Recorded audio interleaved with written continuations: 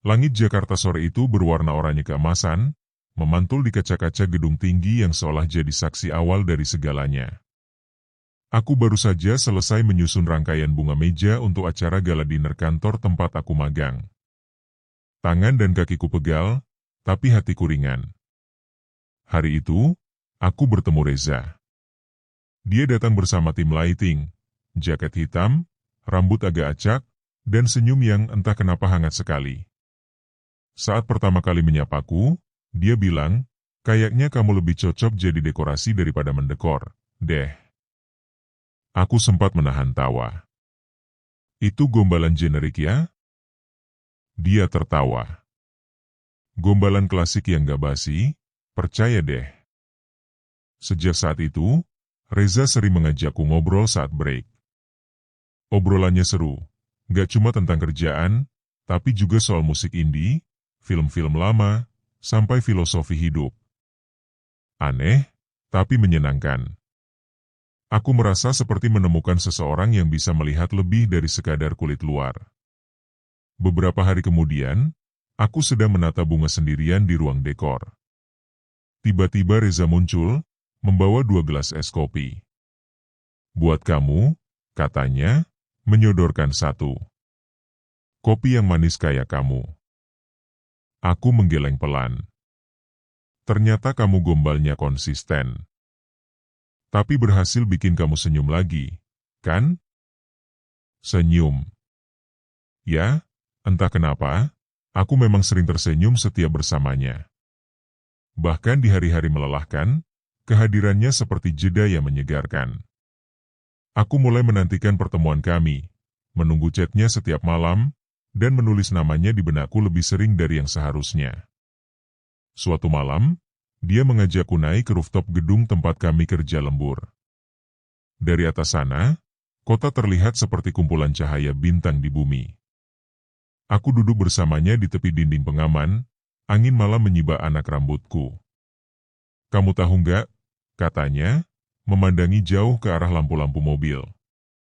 Aku tuh takut tinggi. Aku menoleh heran. "Terus ngapain ngajakin aku ke sini?" "Karena aku pengen duduk di tempat yang bikin aku takut, tapi dengan orang yang bikin aku tenang." Aku terdiam. Kata-katanya sederhana, tapi dalam. Malam itu kami bicara tentang mimpi. Dia ingin punya usaha lighting sendiri. Aku ingin jadi dekorator profesional. Kami tertawa, membayangkan masa depan, seolah semuanya semudah itu diwujudkan. Sebelum turun, dia sempat memegang tanganku sebentar. "Aku serius sama kamu, Naya," katanya. "Tapi aku nggak mau buru-buru. Aku cuma mau kamu tahu, buat aku, kamu lebih dari sekadar teman ngobrol sore hari." Detik itu, aku merasakan jantungku berdetak sedikit lebih cepat. Hari-hari berikutnya kami makin dekat. Dia mulai menjemputku pulang, bahkan kadang diam-diam membawakan bekal makan siang. Reza bukan tipikal pria romantis yang puitis, tapi dia hadir. Dan bagiku, kehadiran itu jauh lebih berarti dari sekadar kata-kata manis. Suatu malam, setelah acara besar selesai dan kami merayakan di kafe kecil langganan tim, Reza menggenggam tanganku di bawah meja. "Naya," bisiknya pelan, "maukah kamu jadi pacarku?" Aku hanya mengangguk. Tak butuh keraguan. Rasanya seperti menyentuh langit dengan ujung jari.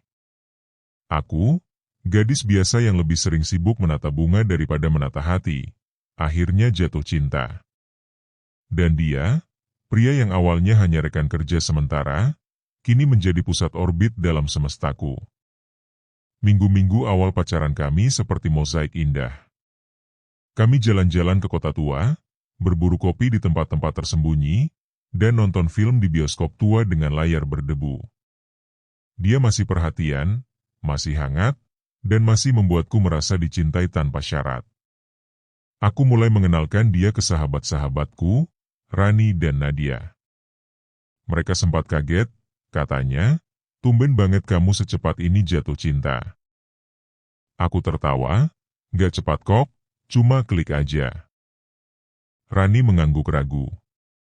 Nadia hanya memberi pelukan dan bilang, "Yang penting kamu bahagia, ya." Dan aku memang bahagia. Setidaknya, saat itu. Malam terakhir sebelum magangku selesai, Reza menjemputku dengan motor tuanya. Kami melewati jalanan sepi, berdua saja. Di perempatan menuju rumahku, dia menghentikan motor. Dia menatapku lama, lalu berkata, "Kalau suatu hari aku berubah, kamu masih akan tetap sayang aku, kan?" Aku menatapnya balik, sedikit bingung. "Kenapa kamu tanya kayak gitu?" "Gak tahu. Kadang aku takut, hal-hal indah kayak gini gak bisa bertahan lama. Kalau kita sama-sama jaga, bisa kok," jawabku, yakin. Dia tersenyum, lalu memelukku erat dari belakang. Dan malam itu, aku kembali pulang dengan hati yang penuh. Tanpa tahu bahwa apa yang kupikir sebagai cinta, kelak bisa berubah menjadi jerat. Hubungan kami berjalan seperti dongeng di awal. Reza tetap hangat dan hadir. Dia selalu menjemputku sepulang kerja. Sesekali datang membawa cemilan kesukaanku, bahkan rela menungguku berjam-jam saat aku lembur. Tapi pelan-pelan, ada sesuatu yang berubah. Bukan besar, tapi cukup terasa bagi yang peka. Hari itu aku sedang nongkrong bersama Rani dan dua teman kantor, termasuk Arya, cowok seangkatanku yang memang cerewet dan sering jadi partnerku saat dekorasi. Kami tertawa keras saat Arya menirukan gaya bicara manajer yang galak. Di tengah tawa, ponselku bergetar. Nama Reza muncul. "Udah sampai mana?" tanyanya di ujung telepon. "Masih di kafe. Nongkrong sebentar sama anak-anak." "Anak-anak?" Suaranya meninggi sedikit. "Arya juga?" Aku ragu sejenak. "Iya. Tapi rame-rame, kok." "Ada Rani juga." "Ngapain sih kamu deket-deket terus sama cowok itu?" Nada suaranya menusuk. Tiba-tiba saja suasana hangat berubah jadi dingin. "Reza, dia cuma teman kerja. Nggak lebih. Teman kerja tuh nggak usah terlalu dekat, Naya. Aku nggak suka." Telepon ditutup sepihak. Dadaku sesak. Aku masih berusaha menganggap itu hanya karena dia lelah. Mungkin dia hanya cemburu sedikit. Bukankah cemburu itu tanda cinta? Beberapa hari kemudian, dia datang menjemput dengan wajah murung. Sepanjang jalan kami diam. Saat sampai depan rumah, dia akhirnya bicara. "Kamu cantik pakai baju itu, tapi aku nggak suka cowok lain lihat kamu pakaiannya kayak gitu." Aku menunduk, menatap blus putih yang menurutku biasa saja. "Maksud kamu?" "Lain kali, pakai yang lebih tertutup, ya. Aku aja yang boleh nikmatin kamu." Ada sesuatu yang terasa salah di kalimat itu. Tapi aku diam. Lidahku keluh. Lagi-lagi, aku memilih menyimpannya sendiri. Pekan-pekan selanjutnya, Reza makin sering menghubungiku. Bukan hanya pagi dan malam, tapi juga di sela kerja. Setiap kali aku tak cepat membalas, dia mengirim rentetan pesan. "Kamu di mana? Kenapa gak jawab? Sama siapa sekarang? Jangan bilang kamu lagi ketawa-ketawa sama Arya lagi." Awalnya aku balas semua dengan sabar. Tapi lama-lama aku merasa seperti diawasi. Seperti hidupku mulai dikendalikan dari jauh. Suatu hari, Rani mengirim foto kami berdua saat di pantry kantor. Kami sedang tertawa, wajahku ceria. Tak lama setelah itu, Reza menelpon dengan nada tinggi. "Kamu senyum selebar itu sama Rani aja. Kenapa aku nggak pernah?" "Reza, kamu lagi kenapa sih?" "Aku cuma nggak mau kehilangan kamu. Aku takut kamu lebih nyaman sama orang lain." Ketakutan. Itu alasannya. Tapi entah kenapa, ketakutannya mulai menggerogoti kenyamanan kami. Aku mulai menjauh dari teman-temanku. Bukan karena aku ingin, tapi karena Reza tak menyukai mereka. Katanya, Rani terlalu suka mengatur, Nadia terlalu sering cerita soal mantan, Arya jangan ditanya. Bahkan teman perempuanku pun dianggap berpengaruh buruk. Aku cuma mau kamu jadi perempuan yang baik, katanya sekali waktu, yang bisa kujaga, kuarahkan. Arahkan? Aku bukan boneka. Tapi cinta membuatku ragu. Aku takut menyakiti dia. Aku takut kehilangan semua hal indah yang pernah kami punya. Jadi aku menurut. Perlahan, tapi pasti, aku mengorbankan hal-hal kecil yang membuatku bahagia. Aku berhenti nongkrong. Berhenti tertawa terlalu keras. Berhenti posting story kecuali saat bersama Reza. Dan saat aku mulai kehilangan tawa, tak ada yang benar-benar peduli, kecuali satu orang, Rani. Suatu malam, Rani mengajakku makan. Kami duduk di tempat biasa, tapi kali ini suasananya berbeda. Kamu oke, Nay? Tanyanya, menatapku tajam. Aku tersenyum, pura-pura kuat. Aku baik. Kamu gak kelihatan baik. Kamu kelihatan kayak orang yang takut buat bernapas. Aku menahan napas sejenak. Rasanya seperti rahasia yang kupendam terlalu lama akhirnya pecah. Mataku berkaca-kaca. Tapi aku tetap menyangkal. Dia cuma terlalu sayang. Sayang yang sehat gak akan bikin kamu kehilangan siapa diri kamu. Rani, jangan bahas ini. Boleh satu pertanyaan? Aku mengangguk. Kalau kamu cerita ke dirimu sendiri 3 bulan lalu soal Reza yang sekarang, kamu bakal tetap jatuh cinta? Aku terdiam. Malam itu aku pulang dalam diam. Kata-kata Rani berputar di kepalaku. Aku membuka galeri foto. Foto-fotoku dulu. Tersenyum cerah bersama sahabat, tertawa di tengah kerja, selfie penuh percaya diri. Semua terlihat seperti milik orang lain. Siapa aku sekarang? Aku menatap bayanganku sendiri di cermin. Mata yang sembab. Senyum yang kaku. Dan dada yang penuh sesak karena cinta, yang seharusnya membuatku bebas. Reza masih mencintaiku. Tapi mengapa aku merasa terkunci? Hubungan kami tak lagi terasa ringan. Setiap hari terasa seperti berjalan di atas pecahan kaca. Aku harus berhati-hati dalam bicara, dalam berpakaian, dalam memilih siapa yang kutemui. Reza makin mudah tersulut emosi, terutama kalau aku tak cepat membalas pesannya atau pulang kerja lebih lama dari yang dia harapkan. Kamu ngapain aja di kantor sampai jam segini? Kerjaan numpuk, Za. Tadi ada revisi mendadak. Kenapa nggak bilang dari tadi? Jangan-jangan kamu sengaja biar bisa lama-lama sama Arya, ya? Nama itu lagi. Selalu Arya. Padahal aku bahkan sudah menjaga jarak sejauh mungkin dari cowok itu. Tapi Reza tetap tak percaya. Za, aku udah nurut semua maumu. Aku udah jarang ngobrol sama siapa-siapa. Kamu masih aja curiga. Karena aku sayang sama kamu, Naya. Aku nggak mau kehilangan kamu kayak aku kehilangan mama. Itu pertama kali dia menyebut soal ibunya yang pergi dari rumah saat dia masih remaja. Suaranya pecah, matanya berkaca-kaca. Aku memeluknya malam itu. Dan seperti biasa, setiap kali dia marah, selalu diakhiri pelukan dan permintaan maaf yang membuatku kembali ragu akan amarahnya sebelumnya. Tapi siklus itu berulang terus. Satu waktu dia sangat manis, perhatian, penuh kasih. Lain waktu, dia seperti orang asing, dingin, curiga, dan mudah menghakimi. Pernah suatu malam, aku hanya telat membalas pesannya selama 2 jam karena sedang tidur.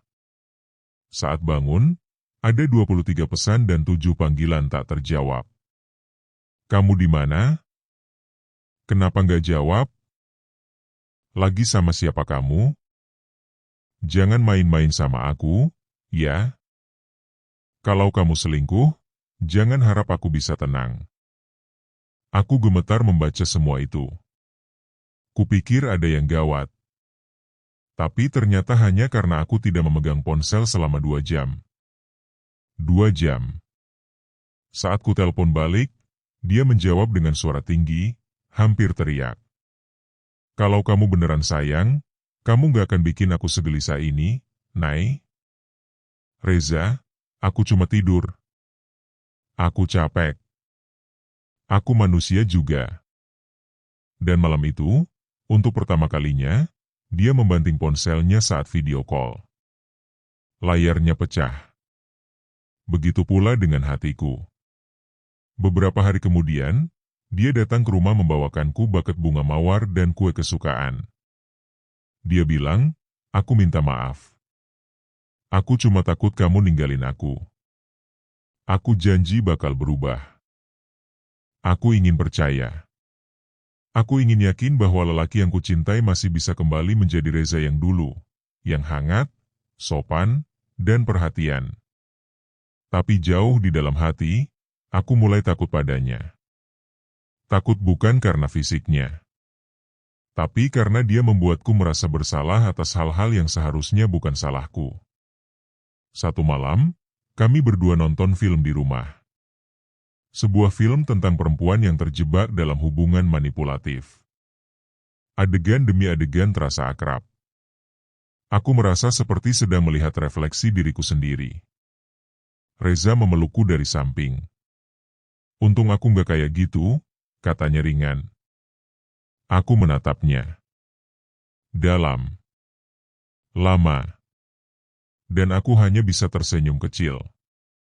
Karena kalau aku berkata jujur, dia lebih dari sekadar kayak gitu. Setelah malam itu, aku mulai mencatat semua hal kecil yang membuatku merasa tertekan. Seperti jurnal luka yang tak bisa kuteriakan. 12 Maret, marah karena aku pakai parfum terlalu wangi. 15 Maret, cek semua DM Instagramku tanpa izin. 17 Maret, bilang bajuku terlalu ketat, padahal itu sweater longgar. 19 Maret, bilang Rani terlalu ikut campur, padahal dia cuma nanya kabarku. 21 Maret, cemburu karena aku upload story sendirian di kafe. Setiap kalimat itu seperti luka kecil yang pelan-pelan mengikis rasa cintaku. Tapi anehnya, aku belum bisa lepas. Aku mulai bertanya pada diri sendiri. Apakah aku lemah? Apakah aku terlalu mencintai? Atau sebenarnya, aku hanya takut sendiri? Malam-malamku dipenuhi pertanyaan tanpa jawaban. Dan setiap pagi, aku bangun dengan dada berat. Bahkan saat melihat notifikasi dari Reza, aku tak lagi tersenyum seperti dulu. Yang ada justru degup cemas. Suatu sore, Reza mengajakku ke taman. Dia membawa makanan ringan, memelukku, dan bicara soal masa depan. Aku udah mulai cicil ruko buat bisnis kecil-kecilan. Nanti kamu bisa bantu dekor tempatnya. Aku mengangguk pelan. Tapi jauh di dalam hati, aku bertanya. Apakah aku masih akan ada di sana saat bisnis itu jadi? Karena perlahan aku merasa tak lagi jadi bagian dari mimpi itu. Aku hanya bayangan dalam hidupnya. Bayangan yang bisa dia arahkan sesukanya. Malam itu, saat aku berdiri di depan kaca, menatap wajahku sendiri, aku sadar, cinta ini bukan lagi tempat yang aman. Ia telah berubah menjadi tali yang perlahan mencekik, walau dibungkus pelukan dan janji manis. Aku masih mencintainya. Tapi aku juga mulai kehilangan diriku sendiri. Hujan turun sore itu. Gerimis yang seharusnya membawa ketenangan justru terasa seperti beban. Aku duduk di dalam kamar, menggenggam ponsel, menatap layar yang kosong. Reza belum menghubungi sejak tadi siang, dan sejujurnya, aku merasa lega. Aneh. Dulu aku gelisah kalau dia tak mengabari. Tapi kini, keheningan justru terasa seperti ruang bernapas. Namun, tak lama kemudian, ponsel itu bergetar. Reza, kamu kenapa nggak upload apa-apa hari ini? Reza, kamu kemana? Reza, aku ke rumah kamu ya. Dan tanpa menunggu jawaban, 30 menit kemudian, dia sudah berdiri di depan pintu. Kenapa kamu ngilang seharian, Nay? Tanyanya begitu masuk. Aku nggak ngilang. Aku cuma pengen sendiri. Sendiri? Untuk apa? Kamu lagi mikirin siapa? Nada suaranya meninggi. Matanya merah. Aku mundur setengah langkah. Reza, tolong, kamu jangan kayak gitu. Aku cuma pengen tahu kamu mikirin aku atau enggak. Dan tiba-tiba, tangannya menghantam meja di sampingku. Gelas jatuh dan pecah. Suara kerasnya membuatku tersentak. Itulah pertama kalinya aku benar-benar takut. Bukan karena dia memukulku, tidak. Tapi karena dia membuatku merasa sangat kecil. Seolah aku bukan manusia, hanya boneka porselen yang harus duduk diam dan patuh. Dia menunduk, lalu memelukku erat. Terlalu erat. Maaf, aku hilaf. Aku takut kamu ninggalin aku. Suaranya gemetar. Aku cuma kamu satu-satunya, Nay.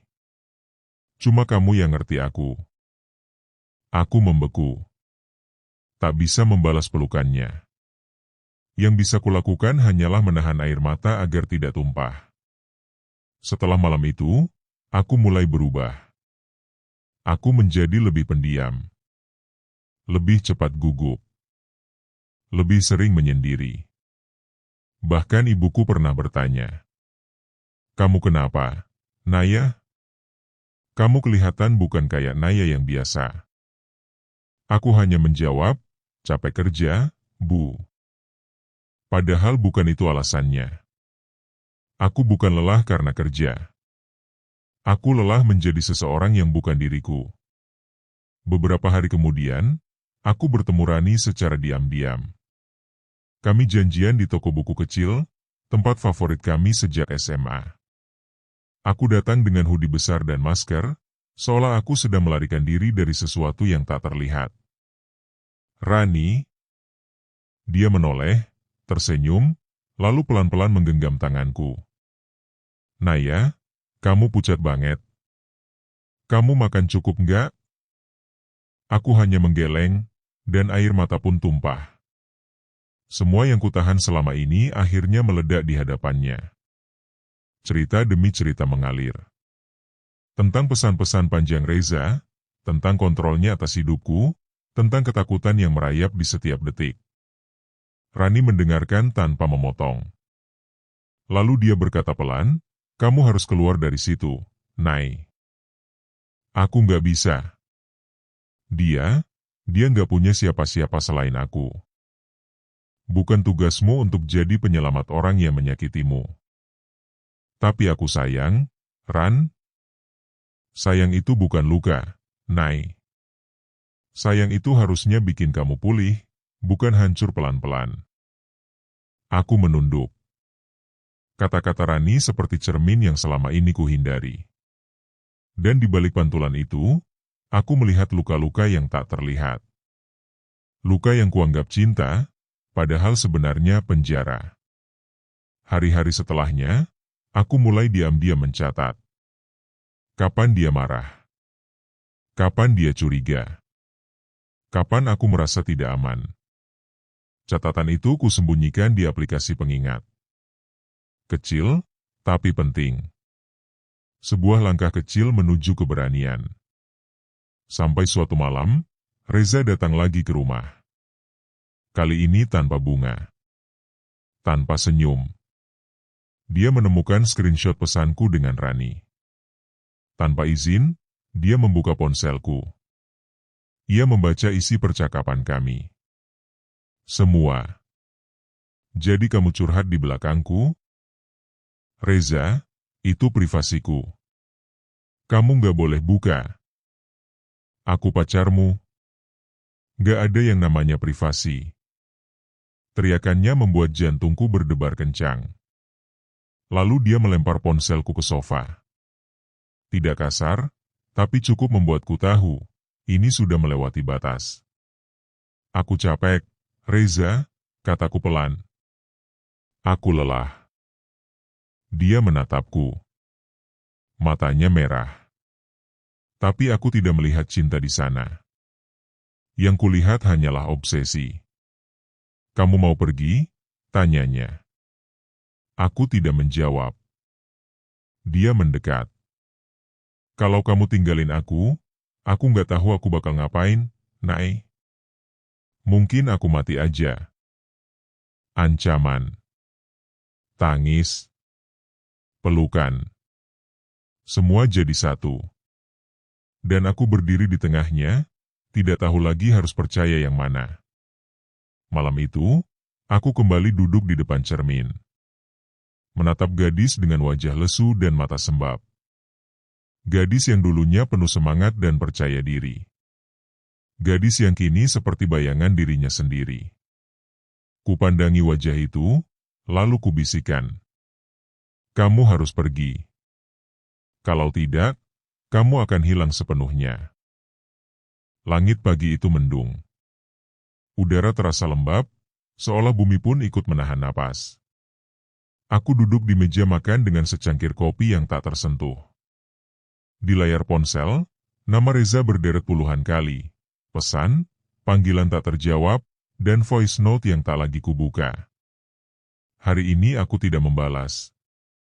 Untuk pertama kalinya, aku memberi ruang bagi diriku sendiri. Di cermin ruang tamu, aku melihat bayangan diriku sendiri. Rambutku acak, wajahku pucat. Tapi ada sesuatu yang berbeda, mataku. Tatapan itu mulai berani. Sore itu aku menemui Rani di taman kota, tempat yang sudah lama tak kukunjungi. Taman itu ramai oleh anak-anak kecil berlarian, orang tua duduk membaca koran, dan pasangan muda saling berbagi cerita. Di tengah kebisingan itu, aku merasa tenang. Seolah semesta membisikkan, kamu masih punya hidup di luar rasa takut. Rani menyambutku dengan pelukan erat. Aku bangga kamu datang, Nay. Aku tersenyum kecil. Aku juga takut, Ran. Tapi aku capek. Aku nggak mau terus begini. Kami duduk di bangku kayu, dikelilingi tanaman hijau yang segar. Aku nggak tahu harus mulai dari mana, kataku. Mulai dari yang paling sederhana, jawab Rani. Mulai dari bilang ke diri kamu sendiri kalau kamu layak bahagia. Aku menarik napas dalam-dalam. Aku ingin bahagia, Ran. Tapi kenapa rasanya seperti dosa kalau aku meninggalkan dia? Rani memegang tanganku. Karena kamu terlalu sering dibentuk untuk merasa bersalah. Kamu terlalu sering dimanipulasi dengan kata cinta, sampai kamu lupa seperti apa rasanya dicintai dengan sehat. Kalimat itu menamparku. Dan untuk pertama kalinya, aku tidak menolak kenyataan itu. Malamnya, Reza datang ke rumah. Aku tahu karena dia mengirim foto motornya di depan gerbang. Aku berdiri di balik jendela, mengintip diam-diam. Hujan turun pelan, membasahi jaket hitamnya. Dia menatap ke arah rumah seperti biasanya, tenang di luar, tak terduga di dalam. Aku tak membukakan pintu. Ponselku bergetar. Naya, please. Keluar. Aku mau bicara. Aku membaca pesannya, lalu menaruh ponsel. Hatiku berdetak cepat, tapi kakiku tetap di tempat. Aku memilih diam. Memilih tetap di balik tirai. Memilih untuk tak lagi tunduk pada rasa kasihan. Setelah 30 menit, dia pergi. Dan untuk pertama kalinya, aku merasa menang. Bukan karena membuat dia menyerah. Tapi karena aku tidak lagi mengalah. Keesokan harinya, aku membuka kembali galeri foto lamaku. Foto-foto bersama keluarga, sahabat, momen-momen kecil yang dulu kuanggap remeh. Di sana, aku melihat Naya yang lain. Naya yang tertawa lepas, yang percaya diri, yang ceria. Aku menyadari sesuatu. Selama ini, aku terlalu sibuk mencintai Reza, sampai aku lupa mencintai diriku sendiri. Aku menutup galeri, lalu membuka jendela kamar lebar-lebar. Udara pagi masuk dengan aroma hujan yang masih tertinggal. Dada ini terasa sedikit lebih lapang. 2 hari kemudian, Reza kembali menghubungi. Maaf aku marah kemarin. Aku cuma terlalu sayang. Aku nggak bisa hidup tanpa kamu. Kamu nggak ngerti, Nay? Aku cuma kamu satu-satunya. Tapi kali ini, aku tidak membalas. Bukan karena benci.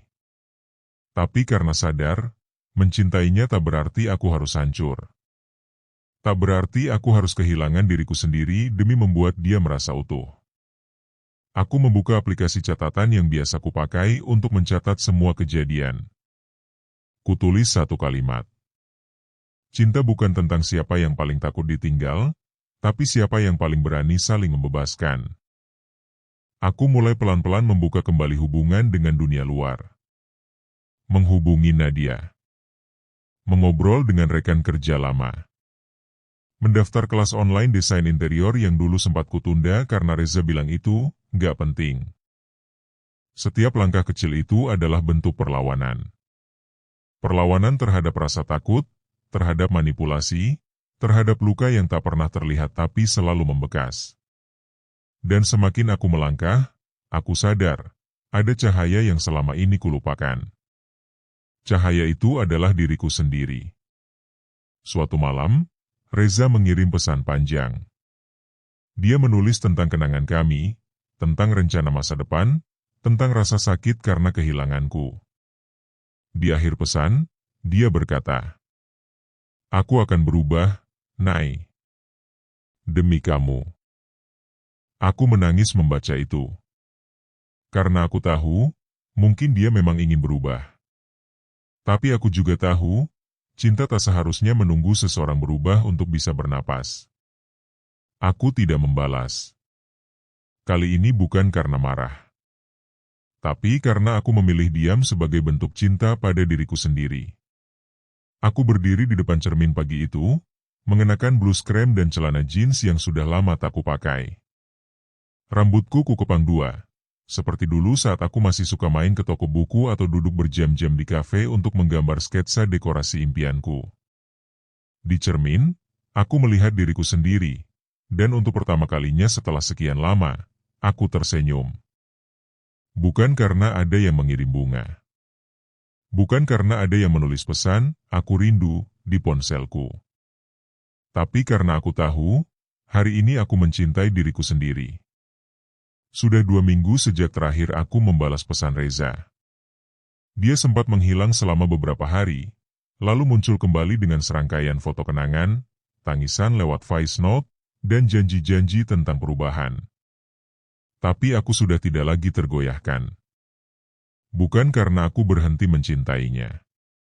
Tapi karena aku sadar, cinta tak seharusnya menyakitkan. Aku masih ingat semua pelukan hangatnya. Semua kopi dingin yang dia bawa saat aku kelelahan. Semua tawa di atap gedung, tempat dia pertama kali menggenggam tanganku. Tapi kini aku tahu, cinta bukan hanya tentang kenangan indah, tapi tentang bagaimana seseorang memperlakukanmu ketika kenyataan tak seindah film. Dan Reza gagal di sana. Hari itu aku pergi ke tempat pertama kali kami bertemu, kantor event organizer tempat aku dulu magang. Tempat itu sudah berubah, lebih modern dan lebih ramai. Tapi saat aku duduk di kursi kayu di dekat pintu masuk, kenangan kembali menyergap. Kenangan saat dia memanggilku, dekorasi paling cantik di ruangan ini. Lucu, bagaimana sesuatu yang dulu membuatku tersipu kini hanya terasa sebagai cerita lama. Aku tidak menangis. Hanya menunduk sebentar. Lalu tersenyum. Di sebelahku, 2 anak magang sedang tertawa sambil membawa gulungan kain dekor. Aku mendengar potongan obrolan mereka. Cowok lighting yang kemarin itu so perhatian banget, ya? Haha, iya. Tapi kamu lihat nggak? Pas si cewek deket sama cowok lain, mukanya langsung nyolot. Aku menoleh sebentar, lalu berdiri dan pergi. Tidak, itu bukan urusanku lagi. Tapi aku tahu satu hal, aku pernah jadi gadis yang seperti itu. Gadis yang terlena oleh perhatian manis, lalu perlahan tercekik oleh cinta yang menjelma jadi kendali. Di rumah, aku menyalakan laptop dan mulai menata ulang portofolio desainku. Semua ide yang dulu sempat kupendam kini kutata lagi. Satu folder baru kuberi nama, untuk diriku sendiri. Saat aku sedang mengedit foto bunga kering yang kupasang di acara ulang tahun kecil tahun lalu, sebuah pesan masuk. Reza, aku ngerti sekarang, Nay. Kamu butuh ruang.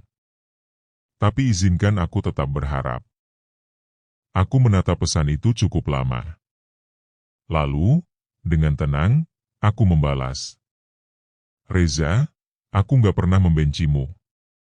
Aku hanya belajar mencintai diriku lebih dari rasa takut yang kamu tumbuhkan. Semoga kamu menemukan cara untuk mencintai dengan sehat. Tapi perjalananku sekarang, bukan lagi bersamamu.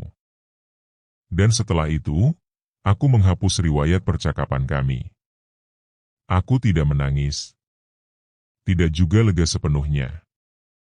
Tapi aku tahu, ini adalah langkah pertama yang benar-benar milikku. Beberapa bulan berlalu. Aku mendaftar kelas desain penuh waktu. Aku bergabung dengan komunitas kreatif. Bahkan sempat jadi relawan dekorasi untuk event amal kecil. Hidupku perlahan terisi dengan cahaya-cahaya baru, bukan karena seseorang membawanya, tapi karena aku belajar menyalakannya sendiri. Kadang, saat malam datang dan semua lampu sudah padam, aku masih teringat Reza. Tapi bukan dengan dendam. Bukan juga dengan harapan. Hanya sebagai kenangan, bahwa pernah ada cinta yang membentukku. Luka yang mendewasakanku. Dan keputusan yang menyelamatkanku. Satu malam, Rani mengajakku makan malam di rooftop cafe.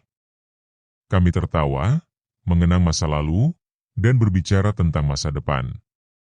Di antara tawa kami, dia bertanya, kalau Reza datang lagi dan bilang dia berubah, kamu bakal kasih dia kesempatan? Aku menatap lampu-lampu kota yang berkelap-kelip di kejauhan. Enggak, jawabku pelan, tapi pasti. Aku nggak mau kembali ke tempat di mana aku kehilangan diriku sendiri. Rani tersenyum. Itu jawaban paling kuat yang pernah kudengar dari kamu. Aku mengangguk.